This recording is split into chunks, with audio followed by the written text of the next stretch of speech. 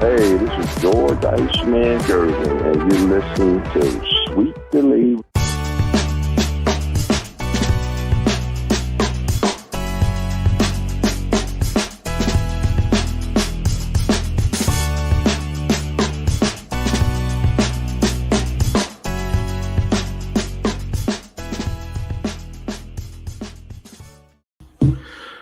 All right, hopefully everybody can hear me. It is the inaugural episode of Sweep the League. Rudy Campos Jr. here in our Campo studios, all part of the Alamo City Podcast Network. I'm going to be joined here in a minute by Coach Gio, the Rambassador, former alumnus of Sweep the League, and the new edition, obviously, of Sweep the League as well. I mean, he's new because he's part of the new era of Sweep the League. The one, the only, The Rock himself. We're going to go ahead and bring these guys in. We're going to talk a lot about Super Bowl. We're waiting for Derek Gervin to come on. We're going to see he's having a little bit of trouble right now, but Derek will be on the show with us from time to time here. Let's bring on the guys here. First off, we're bringing in Rock. We also are bringing in Gio. I'm going to change this because we look like big old fat heads on this thing, man. I don't want to do that. So how do I get this? There we go. This is a little bit of Max Headroom shit right here. So, hey, guys, it's the inaugural episode of Sweep the League. We're waiting for Derek. Hopefully Derek can make it. If not, we're going to continue on. We'll get Derek on the show here. But are we about to have fun? I mean, this is exciting. We used to do one podcast a week, and, we had some great listeners there. Now we're bringing it to the Alamo City Podcast Network with Michael Jimenez, Joe Garcia, Brandon is, he does fantasy guys and stuff. What are your thoughts, man, on this whole Alamo City Podcast Network? You guys ready to just get to work on this shit? I mean, I'm excited. I mean, I haven't done a podcast in forever, Rudy, so this is super weird and exciting. But Joe and Michael are good guys, and I'm just excited to be back. Gio, you've been gone forever, dude. I've been here, Rudy. Can you hear me? I can hear you. Obviously, you don't know how to click the unmute button. Obviously, man. We're just going to say that. What's up, Chris Gonzalez? Tim Gonzalez. Hey, Gio, Tim Gonzalez is a guy you need to watch for. He's always saying about how much, Duke Blue Devils are awesome and Tar Heels suck and all that. You are a Duke Blue Devil yourself, Gio. So I need you to tell Tim not to give me a hard time on this damn stream. Tim, continue to give him a hard time. Now, normally I post up memes of when Duke beats North Carolina. We didn't win the other day, so I didn't. Exactly. I didn't do anything. Y'all didn't win. Y'all did not win. You did not beat the Tar Heels. I expected Rudy to come at me on Twitter or I've grown up. Facebook, but he's grown out of the meme era. So hey, I'm an old man, dude. Clearly, I'm still petty. So you are petty. You are petty. You and Rock are the young guys on the group. So I mean, come on, dude. You're gonna age ain't nothing but a number, Rudy. Yeah, well, my mind is like mush, dude. Like big time mush. So I'm not as smart as you guys. Tim Gonzalez throwing more up here, but our Lady Blue Devils beat the Tar Heels yesterday. Okay, so the women beat the Tar Heels. It is what it is, man. But nonetheless, man, we got to get into some talk here. We got a lot to talk about. We got Super Bowl that just happened yesterday. We had the actual birth, can we say, of the newest dynasty in the NFL, the Kansas City Chiefs. Patrick Mahomes takes home MVP 25-22 over San Francisco. We're going to get into that kind of talk. We've got Gio. You've never been a part of the Spurs Chisme segment. We're gonna pop your cherry here on Spurs Chisme because that's one of the segments that we had when we were on the radio at 9:30 a.m. Well, it's probably because I don't live in San Antonio. Actually, I don't live in the great state of Texas, so I'm always the odd person out when it comes to Spurs or kind of the city. What's going on? I'm on the outside looking in, but I'm looking forward to it. Ready? Yeah, and what's funny is Rock just got back in from your town because you're a big Seattle guy, aren't you? Seattle Mariners, yes. Not the Seahawks. I just want to be very clear. It's the Seattle Mariners. I know you're a Mariners fan. Rock was just in Seattle too. We're gonna talk to Rock about that too. But not only Spurs Chisme, man. We've got other stuff we want to get into as well. Usher's halftime performance. We're gonna get y'all's takes on that. I was not a big fan of it, but then again, I'm not a big fan of a lot of crap these days. So that's going to be a get off my lawn. Where are you showing your age again? I know. I was I was hoping for, maybe a ZZ Top type thing or something like that, but we're going to get into Usher. Rock's dying to say something about Usher. I'm going to give him his Usher part. Taylor Swift talk, everything like that. We got a whole hour and a half to get it through some shit here. So I'm not even going to waste anybody's time. It's Super Bowl talk, man. You had Niners, you had Chiefs, 25-22. I need thoughts, brothers. I need thoughts because, to be honest with you, the game where I saw a lot of people were saying it was boring, it was not a boring game for me.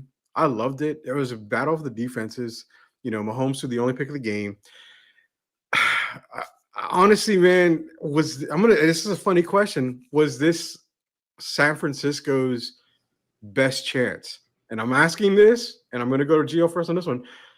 San Francisco's best chance because they barely squeaked by the Packers. The Packers should have had that game, let's be honest. I think because of the youth on the Packers, it was kind of against them. So I kind of give the edge on San Francisco on that one.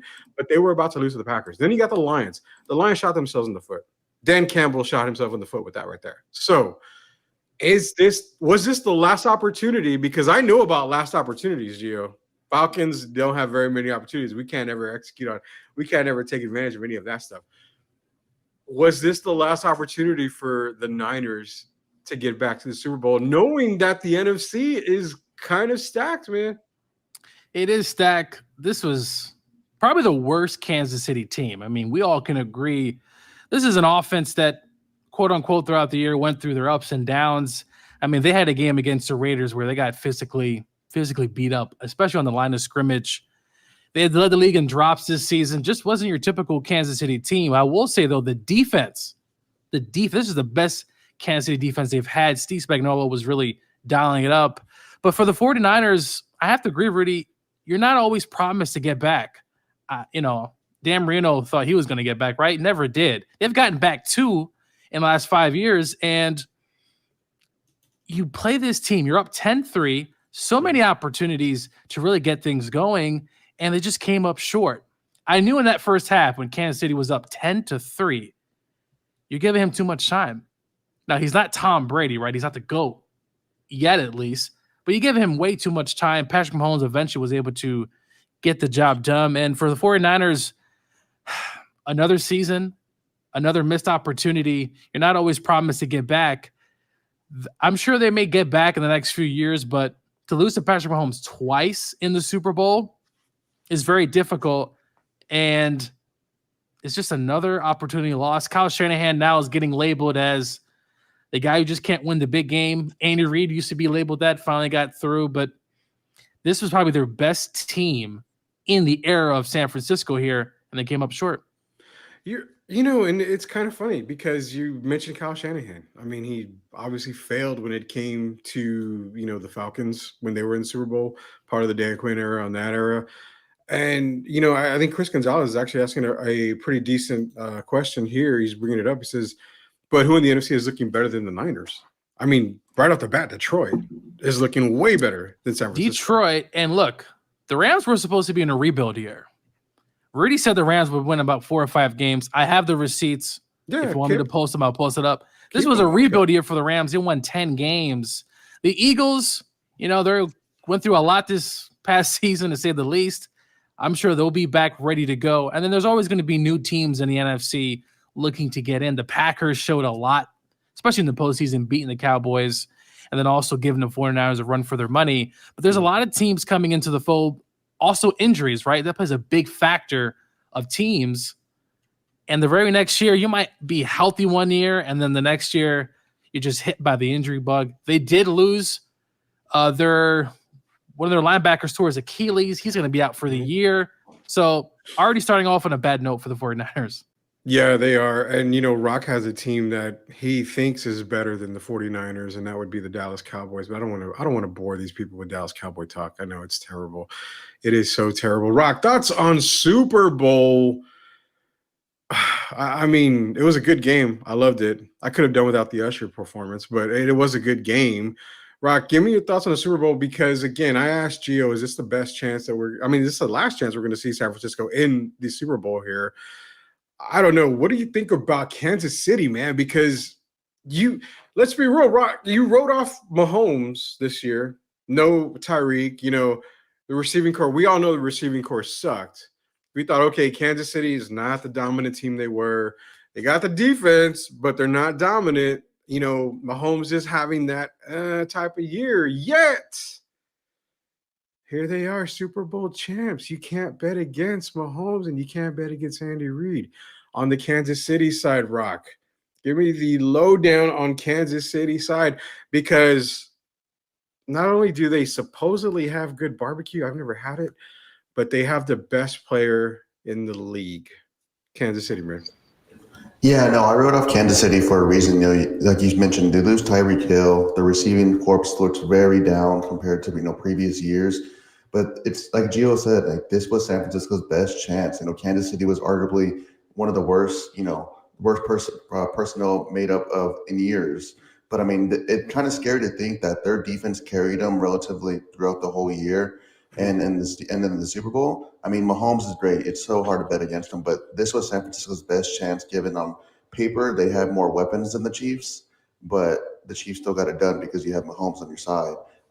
As mentioned, I did write off Mahomes because I figured, the Ravens or Bills maybe take that chance at the beginning of the season, because, you see them coming up and you saw Lamar had an MVP season, but they both came up short. You figured the Bengals are going to be back too before Burrow's injury. But it's just Mahomes. I mean, it was a great performance. I mean, by Mahomes, clutching it up in there at the end, I kind of figured that was going to happen. As and the NFL meme wrote, people were saying that's the perfect script that they wanted to see for the Chiefs. Dude. But I mean, you couldn't have any better, man. I mean, I was watching it on the plane as I came back from Seattle, and the Wi-Fi was going in and out. So like one play, I would be like Mahomes throw it, and it would freeze, and then I wouldn't know what happened 2 minutes later. I'm like, oh crap. So yeah. I was praying that the OT, stayed good, but I did get to see OT. But I think San Francisco does have a good chance to go back. But as Gio mentioned, Detroit's still going to be up there. The Rams, the Eagles are still the Eagles. Even though the Cowboys are not better than the Niners, I will admit that, Rudy. They're still going to be there because talent-wise, if Cowboys can get over that wild card hump, eventually, but I mean, I doubt they're going to do it. Still the same damn coaching staff and the same players, so it's going to be the same result next year. But San Francisco does have a good chance, but it's so hard to get back to the Super Bowl. You got to pray for injuries and stuff, but this was their best year because now you got to look at paying Brock now. I mean, what are you going to do? Are you going to pay him? Or, are you going to have contract talks? So, man, I was hoping to go an entire show without hearing about the Rams or the Cowboys. I mean, Rudy, that's not possible. It is possible. I was really hoping to go an entire show without someone mentioning the Rams and the other person mentioning the Cowboys. Like, oh, how, the Cowboys, the next team and all this and all that. No, it's come on, man. Okay. Rudy, you can bring up the Falcons. Go ahead. No, I don't want to bring up the Falcons. They're failures. There's a reason why the F is beginning of Falcons. Falcons failure. I'm not gonna lie. Even though I did win a bet this year against Chris Leha, who left a comment. He put his Saints against the Falcons, and I took the Falcons, obviously, and I won that bet. I did win that bet. So they weren't a complete failure. To make a note on the Cowboys, Jerry did make wait. Jerry did make a comment about the Cowboys going all in. I'm interested to see what that's going to look like. Does that mean Jerry's going to empty the pockets and really be aggressive? We saw what the Rams did a few years ago, right? They went all in, made a bunch of trades. We did have to essentially pay for all that and a bunch of dead cap money. But Jerry says he would write any check to get a Super Bowl. All right, Jerry, you're all in this year. What you going to do? Rock, you want to comment on your damn Cowboys? Because I think the most Cowboys move would be signing Derrick Henry, and Jerry Jones would explain, Derrick Henry's a top running back. Our running game was, regressed this year, this and that. So I could see them making a Derrick Henry type of move, or even trading for a receiver like D-Hop. I don't know. I mean, I doubt they're going to go all in, though. They always say this every year, and then they end up signing former first-round picks who are just decent role players into contracts, thinking they're going to turn into superstars.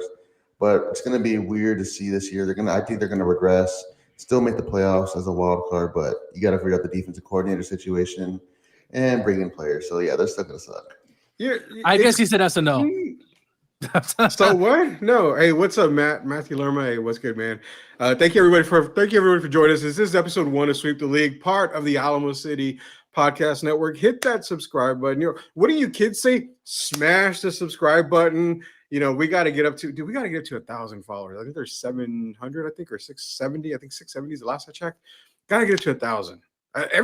Gio can't do it, but if we get to 1,000, we're gonna give a lucky San Antonioan a nice Burger Boy gift card because everybody loves Burger Boy.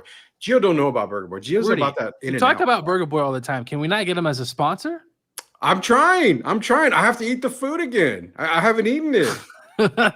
All these years you've been rooting, and we can't even get one free burger from them. Come on, Burger Boy. I've gotten free burgers from them before. So you have. Wow. I have gotten free burgers from them before. What's good, Jesus? How you doing, man? Hey, man, Lockdown Spurs is here. And it's funny, Lockdown is going to be part of the Spurs Chisme today. I was on the recent episodes. That's going to be the Chisme we're going to talk about when it comes to Spurs later on Sweep the League here every Monday through Friday. Now, we're putting up with us for an hour and a half every Monday through Friday from 2 to 3:30. It's going to be myself, Gio. Rock's going to be in here from time to time. Derek Gervin's going to be a part of the show. We got a lot of people coming on. We got the mock draft guy. He's going to come in here, talk to you about all your NFL draft stuff. We just got a ton of stuff. And Gio's going to give me shit about Caleb Williams. Hopefully not today. I'm not ready for any Caleb Williams talk today, Gio. Stop being a hater. I don't know. Just because a man wore a dress doesn't mean he can't be a franchise quarterback, Rudy. Caleb Williams? When was this? So he had a photo shoot where he was wearing some nail polish, and I think it was some sort of dress or some sort of, let's just say, a different look for a quarterback. But my thing is, hey, if you can play the position, if you're a great player, I don't care what you wear. What? No, I don't know. I'm not even going to get into that kind of talk, dude. Jesus Rivera says he's tried Burger Boy.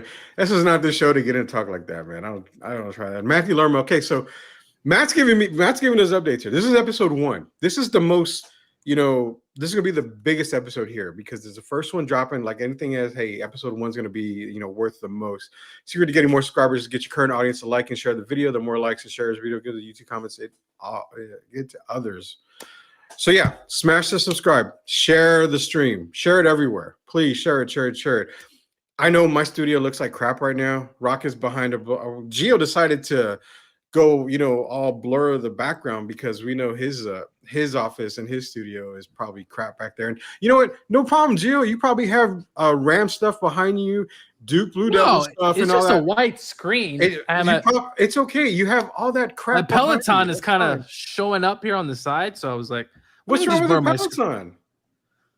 Rock's more in better shape than you and I combined. I'm in okay, dude. I have a white background. I'm in an office in my apartment. Rock, that's bull, Rock. You're in good shape, man. Don't be like that. You know you're in good shape like that. Sorry. So again, Alamo City Podcast Network. This is Sweep the League. We are talking Super Bowl, talking about San Francisco, talking about honestly, man. Last night's game, either team should have won. Let's be real. Either team had an opportunity to win there. Go back to that coin toss, for overtime. I think San Francisco had the option to defer. They took the ball. Apparently, they figured if you score, they didn't know the rules, basically. But I have to say something. Was that the right call? I think it was because you had Kansas City coming off the offense and going into overtime. Your defense was just on the field. So getting the ball first in overtime, I think, was the right move to give your defense rest. But man, I don't know. Would you have deferred it, or would you have taken that, or would you have taken the kickoff? I mean, that's the question I want to ask to you guys. What would you have done in that situation? Because we're not blaming Kyle Shanahan on that. We're not blaming anybody. I mean, it's no really right or wrong answer. But real quick, I'm going to give y'all 2 seconds to answer. Yes or no? Do you defer? Do you take the kickoff when you're in overtime on that particular part right there?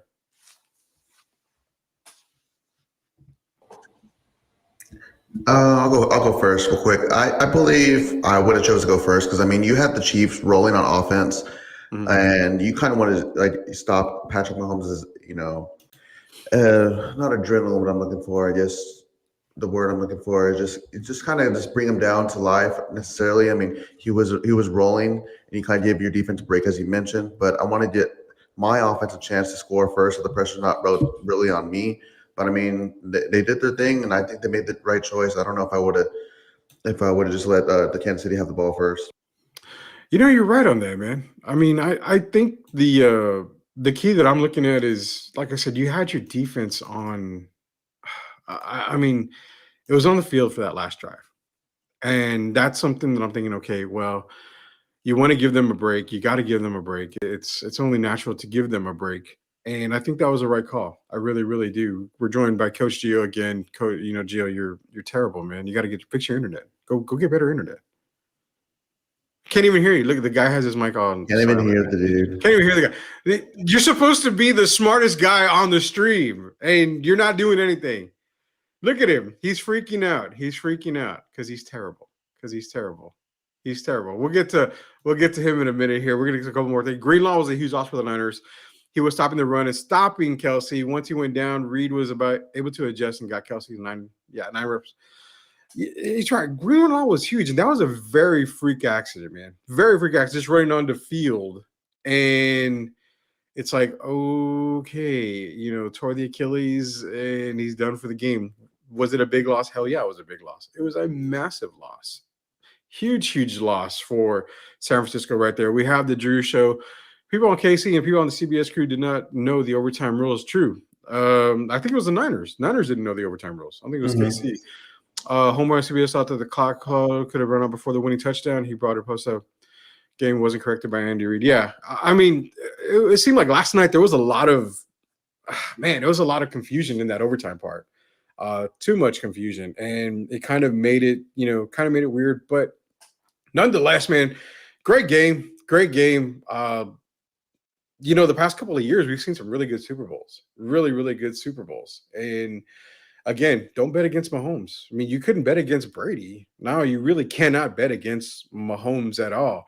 So going into next season, Rock, I mean, you're going to tell me, you're going to try to sit here and tell me your Cowboys are Super Bowl bound and they're going to be doing this, they're going to be doing that. I don't buy the BS every year at all. We're also, before we get into Rock, we got to bring on another guy here. Another part of Sweep the League is going to be joining us from time to time as well. Derek should be here. We'll get him in here in a second here. Derek, but Rock, your Cowboys, how going into next season, can you give Cowboy fans any type of hope? Because I know they're not good at all, man. I mean, it's going to be hard to give Cowboys fans hope because, I mean, you're going to the same coaching staff, and I don't think there's going to be a big change. Defensive wise, you don't know what scheme you're going to be running. I mean, I know they did technically have agreement with Mike Zimmer already, but they did say today that they haven't finalized things and that they still might go after Rex Ryan. So is Rex, who has been on a coaching hiatus for a while, going to be able to get speed up with the game now? I mean, I know that he said that he feels like this Cowboys team, he can, be that person that helps them, get over the hump, but I'm not buying it yet until I see Jerry make those moves. I don't think Cowboy fans should expect a Super Bowl. It's the same thing every year. I mean, I get hyped a little bit, but I know I'm going to be hurt with the same result. Derek, you're here. Can you hear us? Hey, yes, I hear you well. Cool. Can you hear me? Yeah, you're kind of going in and out a little bit. I'm gonna have to get you some mics for you, man, so we can get you on a little bit here. So you're good. We got a full show right now, full thing. So again, inaugural episode of Sweep the League here on the Alamo City Podcast Network. Again, this is our first episode, so if we have stuff going wrong, it's okay. We're fine. We're good. We're gonna get it down packed. We're gonna get it good, here pretty soon here. So, we got Derek Garvin on the phone on the line here with us. Derek, Derek is a former NBA player for the New Jersey Nets, UTSA legend as well. He's going to be talking to us basketball. He's going to be talking to us football, everything like that. Again, he was a member of our Sweep the League radio show as well. Proud to have him back. Like I said, we're going to have a whole lot of stuff coming up here. Whole lot. Derek, you doing all right, man? I'm doing great, man. I want to say hello to Rocky as well. Another day, but he's coming. Yeah, man. Yeah, coming a little. Let me. I'm gonna shoot you a message here real quick, Derek. But let me get to Gio real quick. Gio, before we move on from football talking, I want to get Derek's take on some of the football stuff here. I was asking Rock about next year. You know, you've got. I told him about the Dallas Cowboys. One of the surprise teams was the Rams as well. I mean, we're not gonna lie. The Rams were a surprise. Puka Nacua, you know, Stafford. He's just been revitalized there. But if you had to put the Niners somewhere in that NFC ranking, I want you to put them somewhere in that ranking. Now, I'm gonna be real with me. First and foremost, I look at the Niners as, and again, dominant team, but I think I look at the Niners right around the 3 spot, ranking wise. I have Detroit 1. I'm super high on Detroit. I think it was just a fact of Dan Campbell just, you know, he didn't shit the bed. He just didn't take advantage of the opportunities is what it was, you know, for Dan Campbell. 2, it's kind of like I have Niners 2A, 2B right around there, but I'm going to put them 3rd. I mean, honestly, man, I like the Eagles going into next season. I really, really do. So for me, it's Lions, Eagles, Niners. Give me your take on that. Yeah, I mean, look, the 49ers, there's no mistake about it. They've been one of the top NFC teams. If they don't lose Purdy in that game last year, possible they beat the Eagles in the NFC Championship game. Not sure, but nonetheless, they've been in these games the last several years. The Niners, to me, right now, if we're looking at from a talent perspective and just taking kind of a bird's eye view, I'm going to go with Rudy on this. I'm going to have the Lions number 1, simply because we saw what they did in the postseason. They were up big against arguably the best team in the NFC, and they went to bed. 49ers come back. I'm going to go with the Lions first, simply because of the talent, and they could probably go out there and get more talent, obviously in the offseason, and obviously draft picks as well. Yeah. The number 2 team, though, and I know what Rudy's going to say. I'm going to be a homer. It's my team. I'm going to go with the Rams, and this is why. As a down year that it was to win 10 games, get to postseason, lose to Detroit by 1, Puka Nacua, Rudy, had the best rookie season as a wide receiver. I mean, it was just phenomenal. For him to get only 2 votes as rookie of the year was a travesty, and we'll talk about that a different day. Matthew Stafford coming back at the helm there. Kyron Williams had a huge season. If he's not out for those 4 games, Rams probably win more games on top of what they already did. On top of the Rams having a ton of money, ton of cap space, draft picks, finally a first-round draft pick. I like the Rams at number 2, 49ers number 3. And the Eagles, though, I will say that's a team to look out for just because they have the talent. They just kind of ran out of gas at the end of the season. And, of course, the Packers are in there as well. I know I'm a homer, but I like the Rams at 2 and 49ers at 3, and then the rest of the NFC can kind of shape out the way it wants to. Really? You think so? I don't know. Trust me on this. I don't know about that. Trust me on it. The Rams have a ton of cap space, Rudy. They're going to get players. No, they didn't have any last year. Dead money. They pay a lot of people that they didn't have on the team dead money. They're all going to be back. And also Kobe Turner, who's their defensive lineman, could have won Defensive Player of the Year as a rookie or rookie Defensive Player of the Year. He's another guy. So I'm telling you, Rudy, the Rams have a golden opportunity next year to capitalize on some of these other teams. So just wait. Just wait, Rudy. Record this. Put this episode. That's getting recorded. The Rams are going to be back next season. Trust me on this. They're going to be back. I don't see it, man. I don't see it at all. I really, really do not see it. Well, Rudy, they lost to Detroit by 1 point. Chris Slade it wasn't like it wasn't like the Rams got blown out against Detroit. Chris, no. They lost by 1 point. So basically, one point, Rudy. Chris says Rams can suck eggs. Is he a Cowboy fan?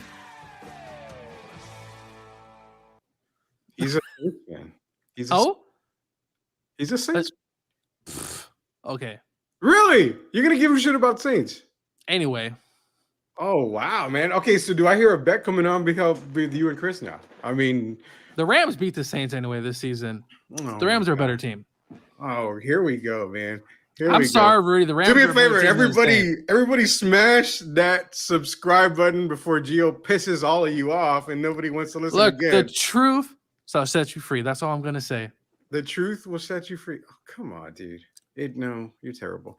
Like I said, I have you on the Rams side. At least Rock admitted that the Cowboys are going to be okay. They're going to be a playoff team. Of course, they're going to be a playoff team. I mean, it's the Cowboys, but the Rams, I mean, you can't put them that high, dude. Not right now. You cannot. That's why I'm saying let the offseason play out. You have the cap space, but who are they going to go get? Who Rudy, can they go get? They can get whoever they want to get, Rudy. T. Higgins, Chase Young. There's a number of free agents that the Rams are going to have the ability to get because of cap space and potentially restructuring Stafford and Cooper Kupp's contract. So you heard it here first that the Rams are back. It's funny now, Rudy, but the Rams just a few years ago was the best team in the league, or one of the best teams in the league. So all right. Kawhi Leonard. Yeah, Kawhi does not agree with you. He does not agree. Yes, everybody go like this video. Hey, man, share it out so we can get a lot of subscribers. We want to hit that 1,000 subscriber mark. For all you San Antonio people out there, we hit that subscriber mark. Ooh, someone's getting Burger Boy. It ain't me. And it's not Rock because you cannot be an employee of Sweep the League. And Boo. I know. What are the other comments, man? You've done pissed off people. Rams every season, all bark, no bite. That is so true. We won the Super Bowl. Who cares if you won a Super Bowl? Everyone's won a Super Bowl except Rams, Detroit and Atlanta, and who else? He said Rams every season. We did win a Super Bowl. Yeah, so have the Cowboys. The same. They've been winning Super Bowl since '97. But wait, his comment says Rams every season, all no bark. We did win a Super Bowl. All bark, no bite. Read it. But Rudy, if you win a Super Bowl, it doesn't matter. The Cowboys have won Super Bowls before. But I'm just trying to understand the comment, though. Rams every season, we won a Super Bowl. You're way going way over the head there. Saints got better at the end of the season, about to pull a Detroit Lions. How is that? Would that even be possible with the Saints? I don't think so.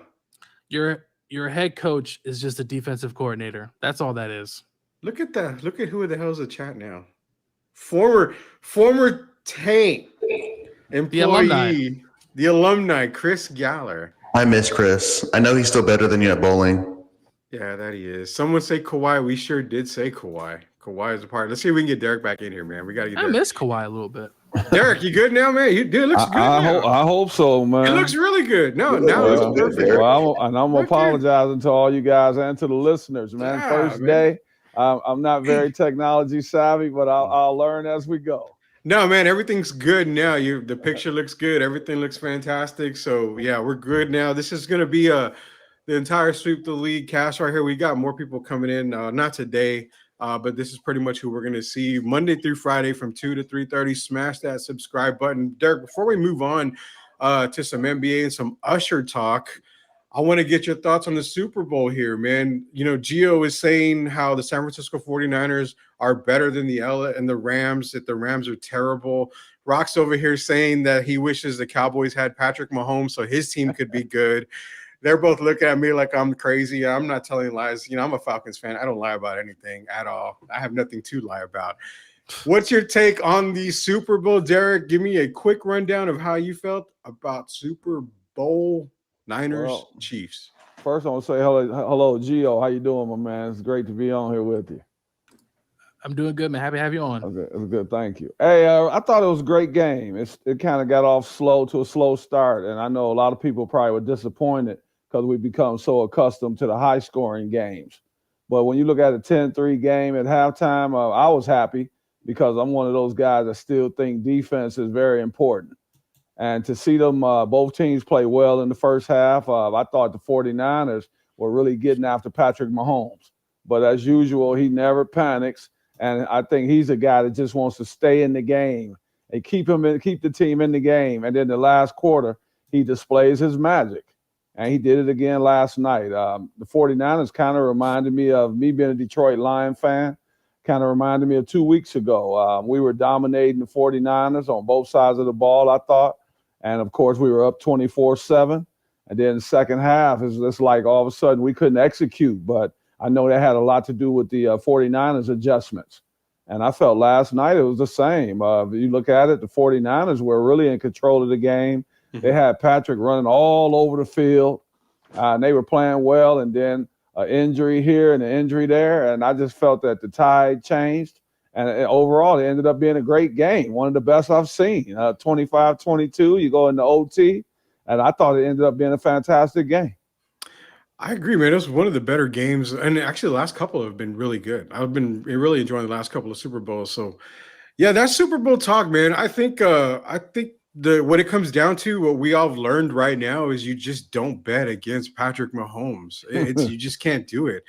I mean, as much as, Rock puts $1,000 on the Cowboys to win the Super Bowl every year, as much as, Gio puts $500 for the Rams to, make it back to the Super Bowl.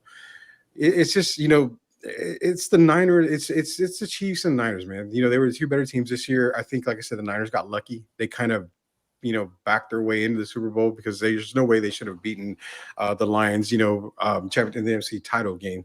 But nonetheless, it happened. Next year, probably the favorites are going to be maybe Lions, Niners. On the AFC side, can we say probably the Chargers are going to be one of the top favorites going into next season? We got a lot of NFL to talk about. We're not going to waste it here on the first episode as well. So we're going to get into more NFL talk as the offseason happens, free agents happening. We got NFL draft talk too. We're going to start ranking some of our teams. Rudy, I don't mean to cut you off. Can I ask one question though while we're on this subject? You can always ask questions. I'm trying to figure out why are the 49ers the favorites going in the next season? I just don't understand that. It's like they didn't learn anything. You just saw Mahomes display his magic one more time, and I'm just trying to figure out why the 49ers would be the favorites going in the next season. Maybe you guys could help me out. Probably because tell them. What are you looking at me for? Tell him. You give me attitude, Gio. So for me, if you're talking about 49ers favorites, you're talking one of the top defenses in the league. That's important right there. Also, you've got, so many weapons on the offensive side. You've got Debo, you've got McCaffrey, Brandon Ayuk. You even got all the way down to like Juwan Jennings as well. So, Brock Purdy, who Cam Newton and a lot of other people are calling him a game manager. I don't buy the game manager stuff. You can't blame a player for being in the perfect situation. And that's what Brock Purdy's in. You know what? If Brock Purdy was quarterback for Seattle, he probably would have some success. Would it be this kind of success? Probably not. He's in the perfect situation. Shanahan is a QB's coach. You saw what he did to Matt Ryan's, bum ass in the Super Bowl, getting him there and all that. MVP season. Gio, don't give me that look. Don't give me that look, Gio. Don't disrespect Matt Ryan. I'm not disrespecting Matt. I've disrespected Matt Ryan forever. I'm sorry. But, I'm still bitter about the Super Bowl. All you guys, with the exception of me and Derek, our teams have not won a Super Bowl, but y'all's have. We don't know that feeling yet. Derek's going to find out next year when the Lions win Super Bowl. Positive thinking, wishful thinking. Thank you. I'm never going to find out. I've always said that I wasn't even born. I wasn't even born when the Cowboys won the Super Bowl, Rudy. So I don't even know how it feels. Well, at least you can say in the past the Cowboys have won a Super Bowl. You can buy a VHS. That is true, but you know what?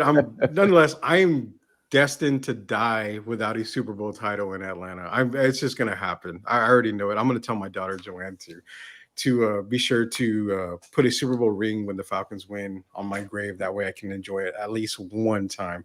But yeah, Derek, I think it's just because of the hype, just because of what they did this year. Defense, they've got a very stacked offensive squad.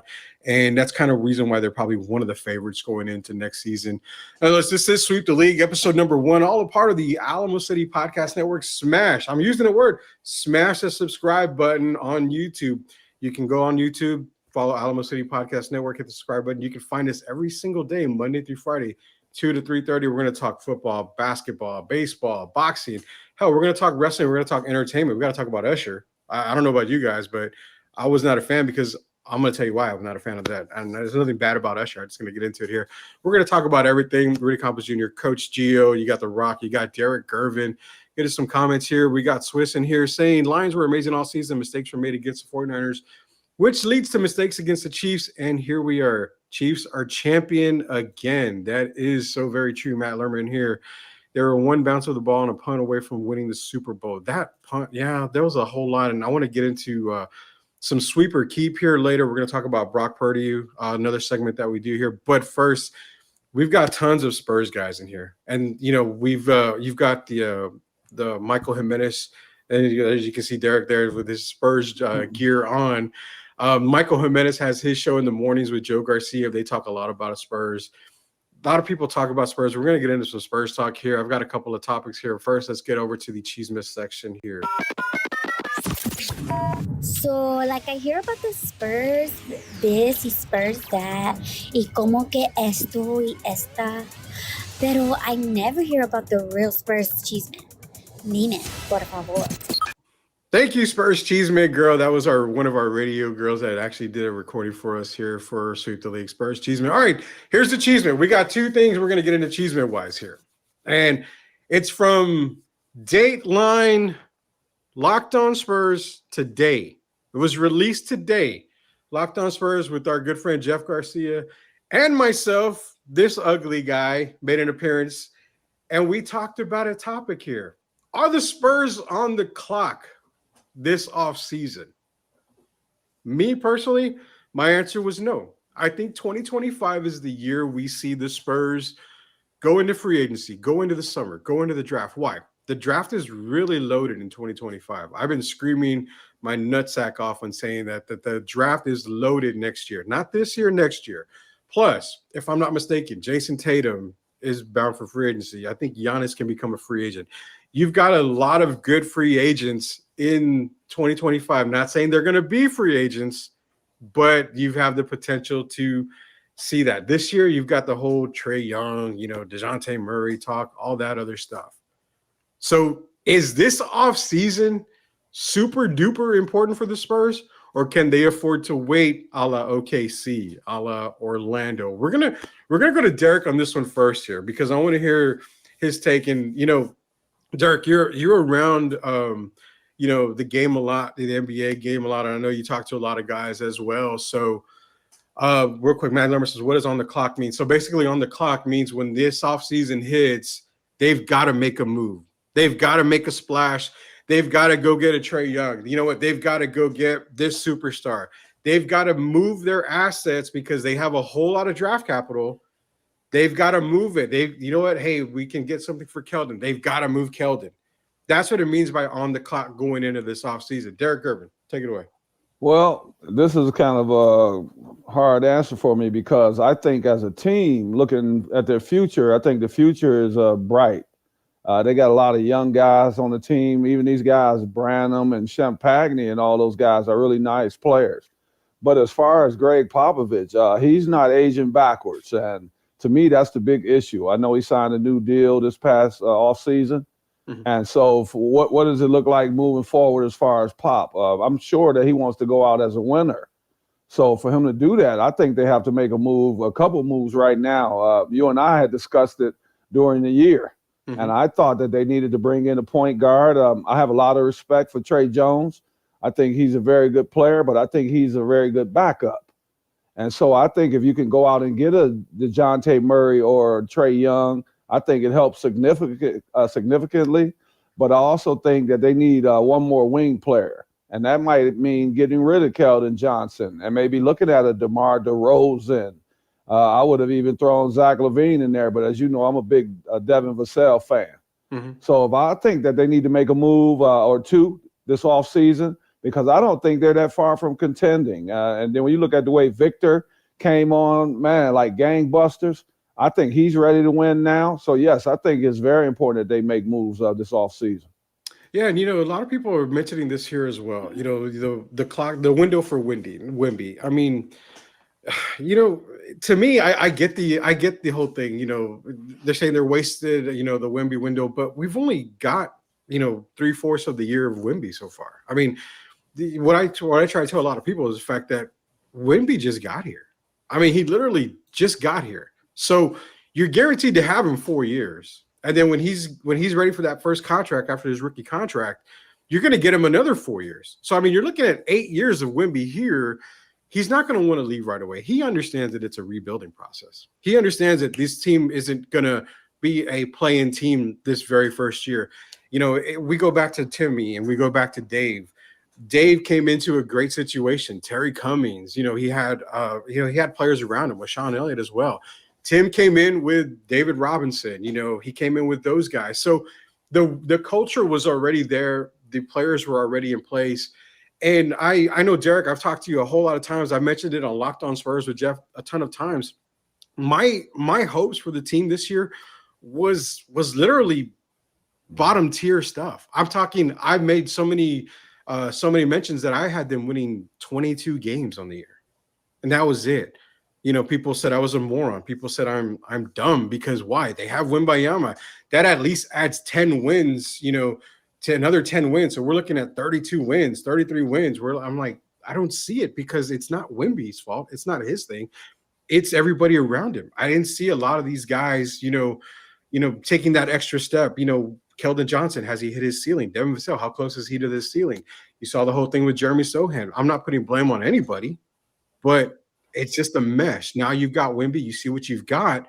You're able to go into the offseason and correct and rectify a lot of this stuff.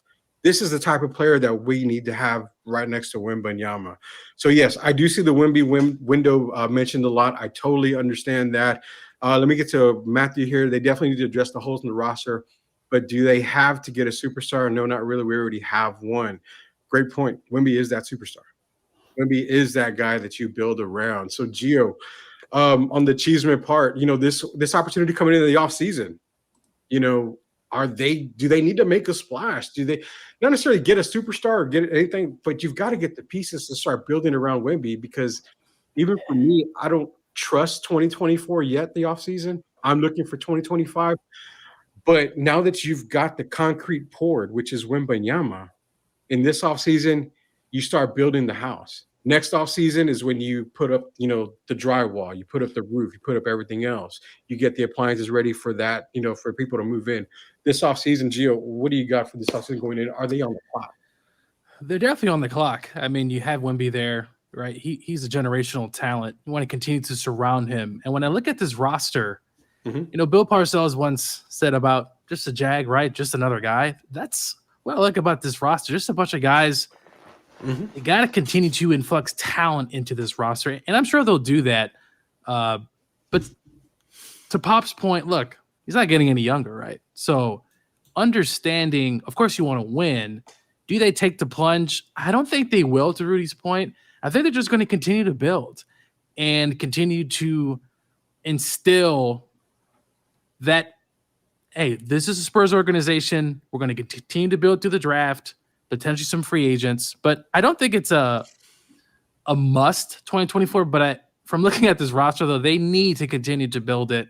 And it's not to make a big splash, which would be great, of course, for San Antonio, but just continue to get good quality players who know how to play basketball. And when I look at the roster, of course, they have some good talent on there, but it's just a bunch of guys just kind of masquerading at the moment. And until 2025 comes, potentially, I don't see Tatum coming there, though. I will say this, though. If Wemby has just off the charts 2024, Rudy, what that's going to do is, hey, it's going to attract more players to think, hey, man, we might want to play with him. So just continue to build, but also Wemby taking that next step, because there's no secret. Not everybody wants to potentially play in San Antonio, but if they have that guy there and he's a generational talent, they're going to continue to get more talent influx in there for him. I have so many problems with that whole generational talent thing, and I know it would get me in trouble. We're going to get into that later at some point here. Rock, this offseason, man, how important is it for the Spurs? Because a lot of people say they're on the clock. They got to make a move. You have to make a move. And I love the comment that just came in. Mario Cavazos here. Welcome, Mario. And he says, was Rome built in a day? No, it wasn't. And that's my point, is that you've got this guy, this perfect piece for your team. He's not the answer to every question. He's not the answer to every problem. It's going to take him time. I mean, and people forget Timmy and David came in, 22 years old, 23 years old? I mean, 4 years out of college. I mean, you're getting Wemby, who's 19? You're asking a whole lot from a 19-year-old. Rudy, can I say, but you got to remember now, this 19-year-old has also played professional basketball. He's not just starting. So I factor that in as well. He's played a while, and the guy wants to win. That's the reason I said they need to make moves. If he was just a guy they trying to bring along slowly, which for some reason, I know he's played 28 minutes a game, and I don't understand that, to be honest. But if you just look at his disposition, he's a guy that wants to win now. Mm-hmm. And that's what I'm looking at. I love the Spurs. I know they're trying to build something, but I think they have to build it quickly, because we'll get into the generational talent thing again later. You and I might differ on that. But I know he wants to win, and he wants to win now. And that's why I think that they have to up the stakes, up the ante right now. He wants to win right now. I got you. Perfect point right there. I love it. Rock, give me that offseason stuff. I mean, is it super important for them to get going this offseason? I don't think they have to make necessarily a big splash, because you look at the 2024 free agents, you're not going to go after a guy like Klay Thompson or Tobias Harris, James Harden, Pascal, just to name a few. But I think they got to be honest with themselves and see who's going to be part of that young core with Wemby. Is Vassell going to be that guy, or is that someone that we can replace via free agency in the draft or getting those assets for him? I mean, we can't keep trading or keep building to the draft, just keep hoping and pushing and pushing. I understand that we are a team that does push through the draft, but I mean, eventually you got to do something with those picks. I'm not saying, let's go through all those picks and trade for Giannis. I mean, you're just mortgaging your whole future. But I mean, you got to put some guys that are actually going to help Wemby, that know how to play basketball. I mean, I agree with Gio. You just have guys that's kind of just running around, just playing for themselves. I mean, Wemby is the guy, and everyone knows that. But I mean, it's just a bunch of guys just kind of just getting their cardio in and just going up and down the court. I mean, you have a few highlight plays from Wemby, which is awesome. But I mean, that's what I've been seeing this whole time. You got to find a true point guard for Wemby. I mean, who's going to be part of that young core? I know Spurs fans love Keldon, but is he part of that young core now? Has he hit the ceiling, like you said, Rudy? But I mean, there are going to be some very tough questions. Spurs fans will be upset. Maybe some favorite players will go, but that's just the reality of the business. I get it. And that's Rudy, kind I got something to say real quick. Don't ever cut me off, Gio. Ever. Sorry to cut you off, but I was at the Spurs Pacer game. The Spurs Pacer game, right? I was pretty close. It was 152 to 111. Probably some of the worst basketball. Now, I know the Pacers are really good. I get all that. They got some stars there, but just watching and just seeing who are these players out there? It's just running around, going back and forth. Mm-hmm. And look, I know it's not a talented roster, but just sitting back watching that Pacer game and seeing how much we lost by, it's just like, you got to get Wemby some help. This can't be it. But that's what I'm saying. Okay, so it comes back, and I'm going to get on Locked On Spurs. It says, what about the fact other West teams will keep on getting better as the San Antonio Spurs are playing catch-up? See, OKC, Mavs, Sacramento, Denver, Minnesota, Denver. And they're true. The Spurs are playing catch-up when it comes to something like that. And what you just said a second ago, it's repeat. It's just repeat on my head. You were talking what? We are 50 games into the season? Whatever. You're just going to hit the All-Star break. What is the reason for the panic on the Wemby side? It makes it seem like Wemby's going to leave in the offseason because they didn't go out and get him somebody. Or, you know what? Hey, we tried getting players this offseason. It wasn't the players that we wanted. So you know what? Wemby's gone. We're wasting more of his years. It's not so much wasting it. You've got to be able to build, not through the draft, I understand, but you've got to be able to get the right players in there to where you're not wasting that time right there. I mean, there's so many steps that people have to take to get, to where the Spurs used to be. There's no way, and that's what I'm saying. I hate the fact hopefully this situation doesn't turn into a Kawhi Leonard down the line. No, I know that, but I'm just saying we don't know what the future holds. For all we know, Wemby ends up being like Kawhi, then what are we going to say? That's a possibility too. Okay, that was a possibility. Go ahead, Derek. Rudy, what if we could pull off? Okay, look at the New York Knicks. The moves they just made, and they just made 2 more moves with Alec Burks and Bogdanovich, and they didn't even have to give up any first-round draft picks. Yeah. So what if the Spurs could do a similar situation like that? And I don't believe they need another superstar because, as you know, and a lot of people might not know, you and I picked the Denver Nuggets last season in preseason to win the championship. Yeah. And so and the reason I say that is because Denver only has one superstar. I consider Jamal Murray a star, but I don't consider him a superstar. But if they can bring in some very serviceable pieces and surround the team, we still don't even know what the end goal is for the Spurs. Gio keeps talking about the chemistry. I'm the same way. What is the goal? Because if you look at it, it does look like a bunch of individual players. And that's not what we're accustomed to in here in San Antonio. This is a team you're talking about with 5 NBA championships. And the fans, I'm not sure the fans want to wait 2 or 3 or 4 years down the line. I know I don't. I want to see us get back in contention immediately because tomorrow is not promised. And you got to take advantage of Wemby while you can. That's just my feeling. I hear the echo on it. I love you guys are echoing what a lot of people are saying, and I get it. But I mean, I don't see it as wasting Wemby right now. I mean, to be honest, can we be fair on this? That we didn't exactly know what we had in Wemby until we actually got him here and he started playing. Now we have an idea of his style. We know how he plays. We know he doesn't want to be called a center, even though he dominates the center position when he's down low. He needs to focus on that, in my opinion. But now that this fans, the coaching staff, everybody, the front office, now that they know what they have in Wemby, isn't it easier for them to go in the offseason and make a little bit of moves here and there? But it's not going to happen overnight. I mean, we're not going to go get, a Levine and a Trae Young to come to San Antonio in the offseason. I mean, you could, but again, does that benefit a guy like Wemby? Trae Young is a guy that has to have the ball. He scores. He's a scorer. Levine wants to score as well. So you're taking away from, Wemby right there. So it's like we can't just go plug and play players and bring them into San Antonio. That's my thing. And I don't think it's wasting Wemby's, career. I mean, like I said, we're only 50-something games in. We're only 50 games into the season. I mean, his career hasn't even, taken a step yet, to be honest. He's still got a whole lot more to go.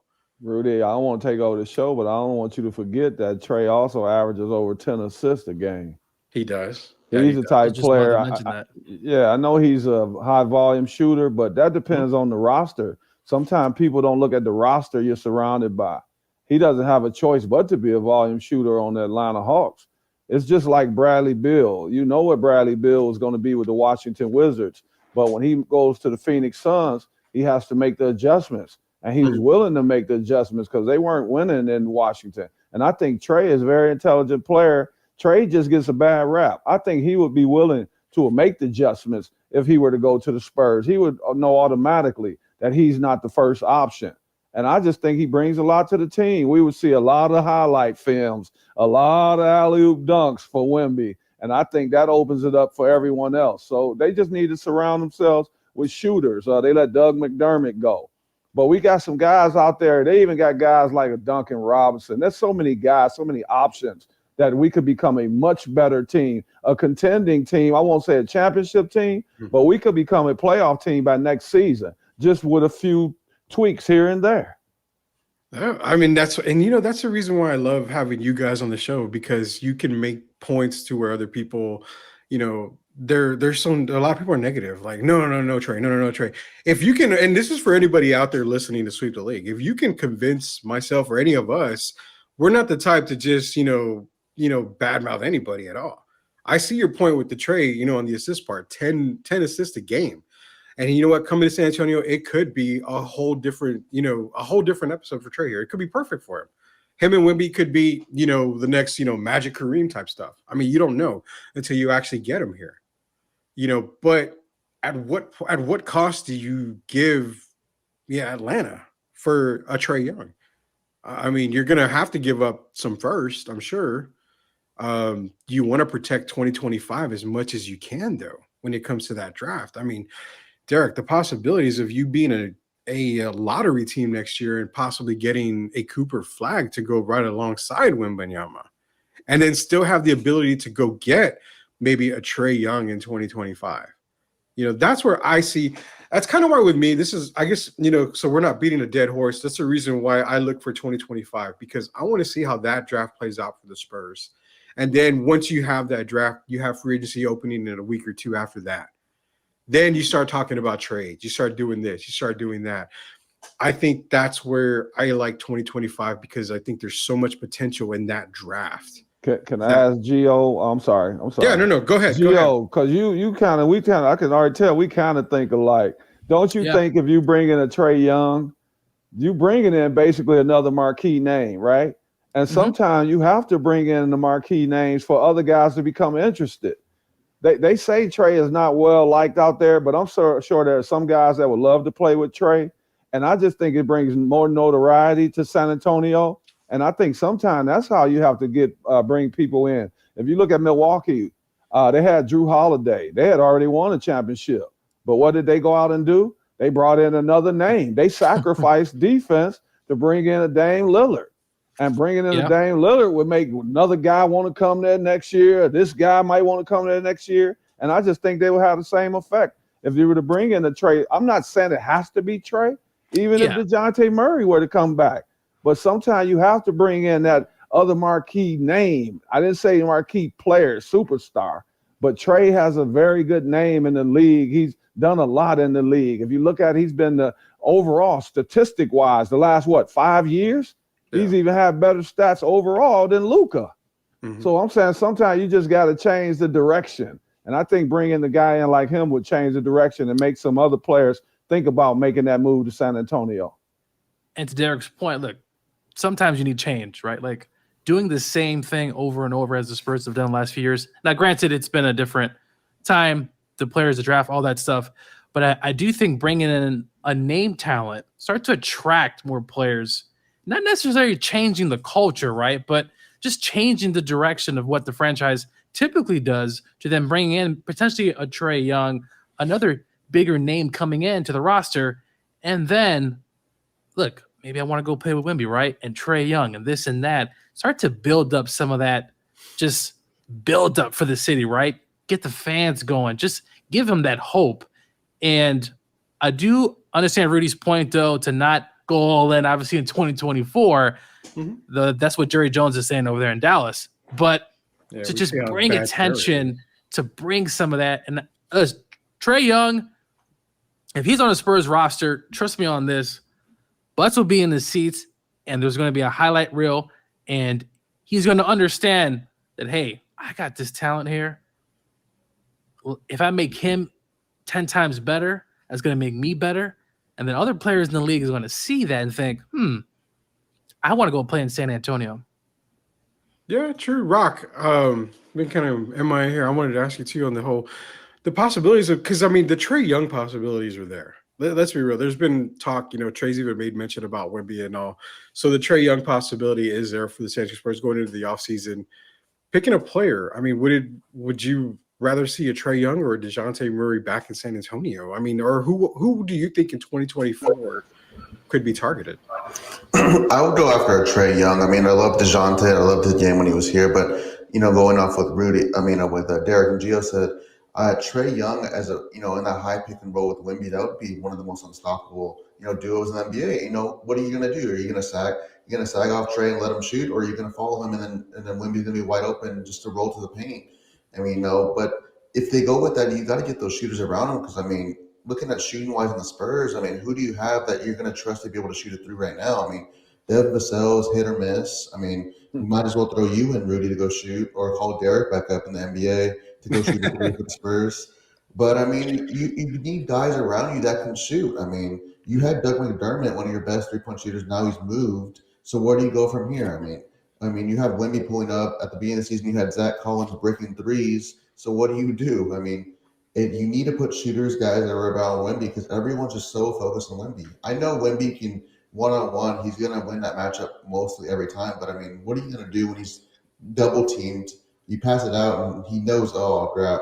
It's like Rudy. The way I see it is like when you're at Gold's Gym, you're hooping with some guys, and one guy that can't shoot is wide open, and the defenders go, let him shoot. That's probably Wemby. He's like, oh, man, I really got to pass it to him. I have a better chance of making the point myself. That's the way Lindsey Papa sees it right now. Man, that's the way I saw it during that Pacer game. Hey, Rocky. I said it. So these guys are out here playing street ball. Well, yeah, and offseason wise, say they go out to get a DeJounte or a Trey. I mean, that's going to be the marquee name. And you mentioned shooting. There's a player who's going to be out there.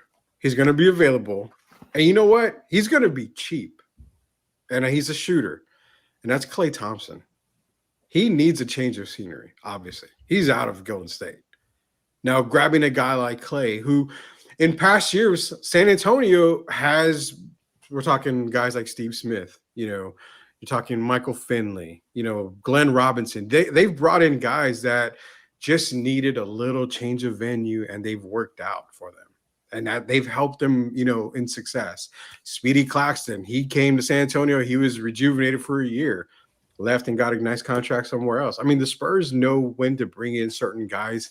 And I think Klay Thompson, knowing he's going to be really inexpensive this offseason, Golden State probably won't be asking for a lot if he's re-signed with them or anything like that. I mean, it's a possibility that you can go get a shooter like that and then still go get yourself a Trae Young, pair him with Wemby. Does that sound a lot better than, we have Devin, Keldon, and Wemby? Or does this sound better? We have Trae or DeJounte, Klay, and Wemby. I think then you're talking, play-in, maybe playoff spot right there. It's hard for me to say playoff, even right now. No matter what they do in the offseason, it's so hard for me to say playoff. Derek, Rock, and Gio, because you still got Denver, Minnesota, Sacramento, the Clippers. I mean, we cannot leave out the Clippers. You've got Phoenix. I mean, you've got teams that are already established, and it's hard to say, well, they go get a Trae Young, that's playoffs. No, it's not. I mean, that still doesn't, it moves the needle. It just doesn't shoot the needle all the way over to where I can consider them a playoff team next season, depending on what happens in the offseason. This is Sweep the League, and you can join us every single Monday through Friday, 2 to 3:30 here on the Alamo City Podcast Network. For all you kids out there, go smash the subscribe button on YouTube. For all you old geezers like myself, because Derek is not an old man. Derek is not old at all. I'm older than Derek, I'm sure. But for all you old geezers like me out there, go and click the subscribe button, because y'all probably don't know what smash means. They're talking old time. But speaking of younger guys, Derek, we've got two of the youngest guys on Sweep the League here in Rock and Gio. And there was a certain performance that happened last night. And I didn't see the performance. Why? Because I was pretty much popping the beer tab, and I decided that drinking my beer was a little bit more important than watching Usher. From what I understood, people loved it. Some people hated it. So we're going to do our version that we've done on the radio and other shows before. For all you out there, you can participate, leave a comment, drop a like on this stream, share the stream as well. We want to get up to 1,000 followers on YouTube. But Sweeper Keep here. This is our Sweeper Keep edition of Sweep the League. Basically, we're going to give you a topic. We're going to give you something. You're going to sweep it. Means you don't like it, you want to get rid of it, or you're going to keep it because you absolutely love it. First and foremost, we're going to go around the horn. We're going to start with Rocky, go down to Derek, and we're going to end with Gio, because you know what, Gio, you're a Duke Blue Devil fan, and I do not like that you are a Duke Blue Devil fan, so you're going last. Rocky, Sweeper Keep, Usher's performance last night. What are we doing? I'm keeping it, but there should have been a more Alicia Keys in it. Love Alicia Keys. She's, was one of my childhood crushes. And so when I saw her performing, I was shocked. I was singing her song on the airplane, letting everyone hear my horrible singing on the airplane. Make you horny, baby. But Usher, Usher just bring me back to middle school, and I was, doing the little dance and singing the little song. It started when we were younger, and just going off, man. So, but it was a good performance. Not the best performance ever, but it was a real good performance. I enjoyed it, but I'm keeping it. Keeping it. Derek, what are we doing? Are you sweeping or keeping Usher's performance? I was with a house full of people yesterday, and that's rare for me because I'm very much a loner. But I'm keeping it. I thought it was. I had some ladies in the house yesterday. They liked it so much that they put it on. They recorded it and showed it again. Showed it again. I thought it was great. It just, it was a change. Usher came out. He's getting a chance to relive his younger days. You just heard Rocky mention one of his songs, and I'm glad to see him get another opportunity to, get back to the top of the charts. He's been doing well. I thought it was entertaining, and then to have Alicia Keys on there, of course, only added to it, and then they topped it off by bringing her out there. And I thought her was just great. I thought there was a great collaboration between the three of them. People didn't really know what to expect other than Usher, because they said there would be some surprise guests. And when he brought Alicia Keys out there, you heard everybody just go absolutely insane. And you see she still has that voice. She's still one of the top of the chart ladies for me. One of the best singers I've ever heard, female for sure. And I thought it was a great show. So for me, I'm definitely keeping it. Keeping it. Gio, sweep or keep when it comes to Usher's performance? And again, I know you're a big Usher fan because you're trying to get your body to be exactly like Usher's from what everybody saw last night. So sweep or keep? Honestly, I was in the bathroom for some of it, then I got some food. I was kind of in and out watching it. I'm going to keep it. I thought the cameo was really good. Alicia Keys. What Jermaine Dupri was there. I thought that was CeeLo Green though. First, who potentially could have been on Ozempic or had surgery. I swear I did too, Gio, and I'm not laughing. He lost a lot of weight, CeeLo. I swear I thought the same thing. I'm not kidding at all. So I said, is he on that drug Ozempic? He lost a lot of weight, but yeah, no, I'm gonna keep it. The cameos were better. I mean, Usher was all right. I mean, he's a good performer, but I'm going to go ahead and keep it. It's better than some of the ones we've had, especially in those 2000s. Ooh.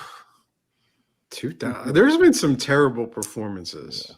There's been some really bad. I thought Bruno Mars was pretty good when he had his. So they said Bruno Mars was probably the best one. One of the best. Yeah. I would have to agree with that. Now, can we go 4 for 4 on sweep or keep? Because all of you are keeping Usher. And unfortunately, we are not. You're showing your age, Rudy. I'm sweeping it. Hey, Usher's great, man. Great music from back in the day, all that good stuff. But I don't know. Just something, I guess the old man in me just didn't really like what I saw. So I just continued to drink more and, drown my sorrows at that time because the Chiefs were down. And I was going for the Chiefs. And next sweeper keep here. We're going to start again with Rock. We're going to go around the horn. Gio, you're last, and everybody knows why you're last because your Duke Blue Devils are last in my heart. So, Rock, sweeper keep. Brock Purdy is a game manager per Cam Newton. I'm sleeping that. I think Brock Purdy is a good quarterback, not elite, but he's a good serviceable quarterback in a perfect situation as it is. There are very rare elite quarterbacks, just name a few, Mahomes, you could say Lamar, Josh Allen, Burrow. Don't want to go too more in depth, but he's a good quarterback in a perfect situation. If there's any quarterback in the league, they would probably want to be in the same situation at all.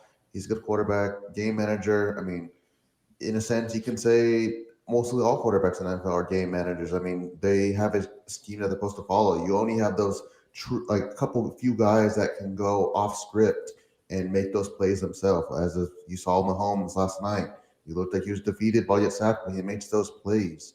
But I think he is not a game manager, so I'm sweeping it. There you go, Derek. Sweep or keep on Brock Purdy. But before you do, JC, great to see you out there as well, man. Thanks for tuning in here. For Sweep the League, Prince was the best Super Bowl performance. I would have to say it ranks up there too. We also got a super chat from Christopher Leha. Appreciate the super chat, Chris Leha. Shout out from the MCS General Contracting crew. Wishing y'all nothing but success. Salute, boys. Hashtag USOA Nation in the building as well. Appreciate it, Chris Leha. Chris is a great guy out there, very great guy. We're going to be seeing a lot of Christopher Leha definitely on the stream. Appreciate that as well, Chris. All right, Derek, sweeper keep. Brock Purdy as a game manager per Cam Newton, which again, Cam Newton is, just Cam Newton. I'm gonna say sweep because I like Brock. I mean, sometimes things just don't go well, and you have to. I don't think people factor in the defensive schemes sometimes. Brock is still a young guy, and there's a reason that they let guys like Trey Lance go. They believe in Brock. I believe in Brock. If you look at the way Jimmy G started off, everybody was all up in the air, how happy they were, and this and that. Mm-hmm. And I think Brock's a better quarterback than Jimmy G already. And I think he's going to continue to get better. He seems like an intelligent guy. And as you know, sometimes, Rudy, when people are in professional sports, when the bright lights come on, you see people totally fall apart and they panic. And I didn't see that in Brock. I saw he made some passes that were maybe overthrown, but I also saw my favorite quarterback do that as well a couple of weeks ago, Josh Allen. Mm-hmm. So it happens. And he's the type guy, I love him in the West Coast offense, but I think he could play in any offense. So I'm like Rocky. I'm going to sweep it. I think he's a legit quarterback. There you go. Gio, are you sweeping or keeping that Brock Purdy as a game manager? Because I know you know stuff about game managing. You know, any player that comes from Duke just manages to screw everything up. So what are you doing with Brock Purdy, man? So I got an interesting perspective. I do think, though, he's a game manager right now. And I say that just because, look, the system is perfect for him. I know every quarterback has a system, right? And this is a West Coast system. It's really get the ball out, and Kyle's really creative. I think right now, though, he is a game manager, though I think it's actually going to, in the next several years, though, I think he could definitely evolve into a quarterback that's going to be a really, really good, potentially great quarterback, depending on, obviously, the situations. I think right now, though, I think he's a game manager. But if you compare him to Jimmy, I think he is better than Jimmy Garoppolo, simply because I saw Jimmy G win an NFC Championship game by throwing 8 passes, and they ran over the Green Bay Packers down their throat, right? So I think right now he is, but I think the next 5 years he is going to be a very good quarterback. I think he's going to be among some of the best in the league.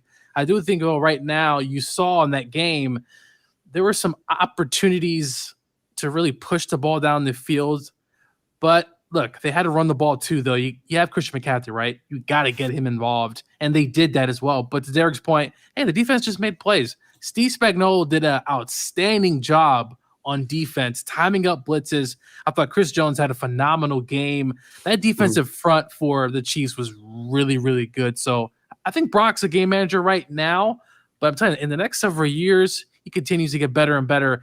He's going to be an elite quarterback, especially with that type of offensive mind in Kyle Shanahan.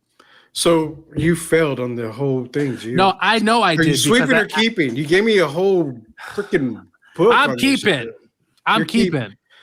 Okay. I was hoping we would have at least a perfect thing, because I'm actually sweeping the fact that he's a game manager. Again, I go back to what I said earlier. He was put in a perfect situation, and you cannot blame him. You can't call him a game manager. I mean, the guy's made plays for San Francisco. He's one of the reasons why they got to the Super Bowl.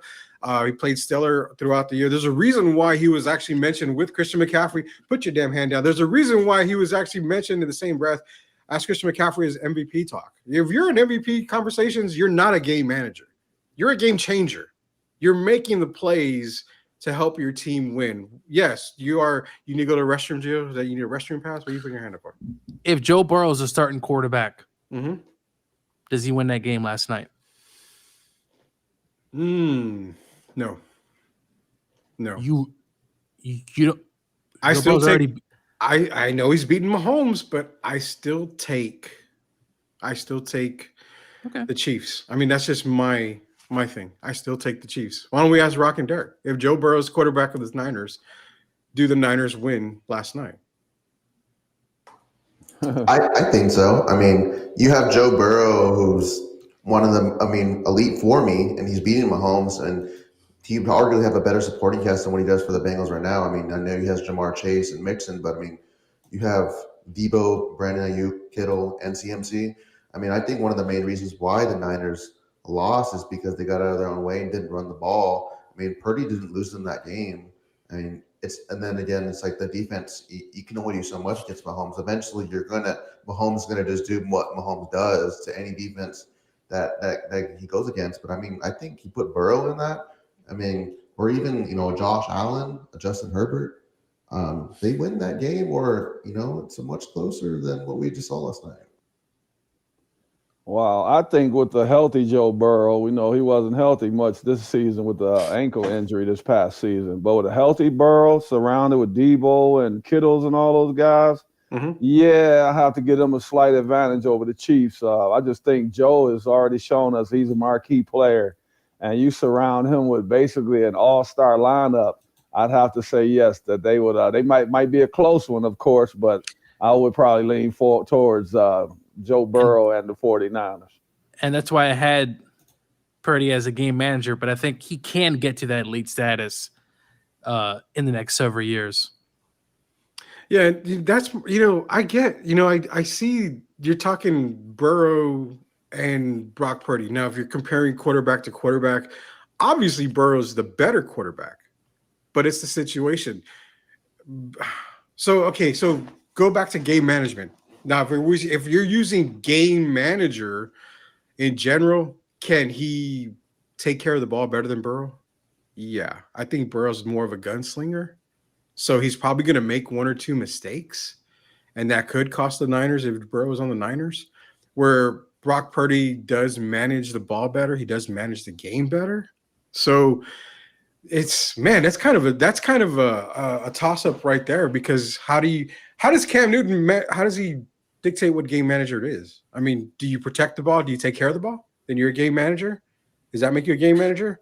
Or do you run the offense that is given to you, and you're doing enough to win? There's so many ways to take it. I took it as maybe a disrespect towards Brock Purdy, as you know what, we can plug and play anybody in this system and they're going to do good, which possibly could. I mean, you talk about that.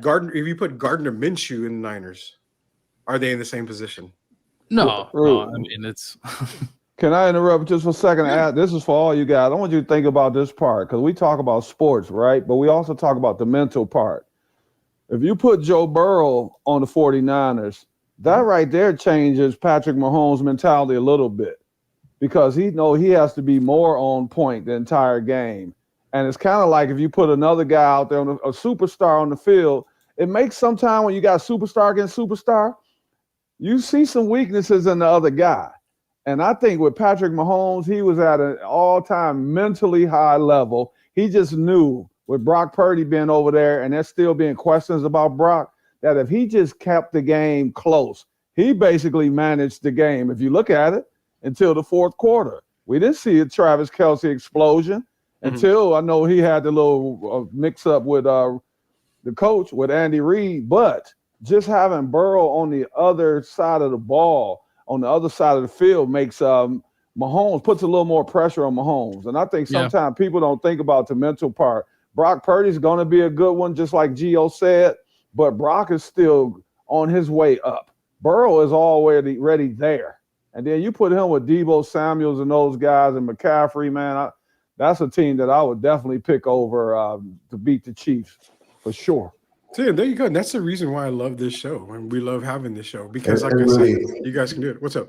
I was going to say, going off what Derek said, I think if Mahomes knew Burrow was there, he has the mentality going in that he has to score every drive. I mean, I feel like with Mahomes knowing that Brock Purdy was under center, he understood, yes, Purdy can get the ball to his playmakers, but he trusted his Chiefs defense. Whereas you have a Burrow type, he's one of those guys that can go off script and make those plays. Mahomes will be thinking, okay, I need to score on every drive. We're going to be more aggressive, and that could cost them the game. So I think it increases their odds of winning if they had Burrow. Excellent, Rocky. The off script is what I'm saying. That's what I'm saying too. All right. Again, like I said, that's the reason why. Don't get me wrong. We have someone chiming in here, and he was chiming in a lot. Bent Dink. I'm not sure if I'm saying that right. I hope I am, but he's mentioning a lot of stuff on here. You're not talking to yourself. We definitely see you. We're posting your comments. I'm pretty sure he's going in on me, and I love it. It could be we're here to go in on it. I don't care. I think that's going on me. I think that's my friend Gerald. Maybe so. Maybe so. Maybe so. I love it. You gotta keep on keeping on, man. Best Super Bowl commercial, man. We'll do that. Okay.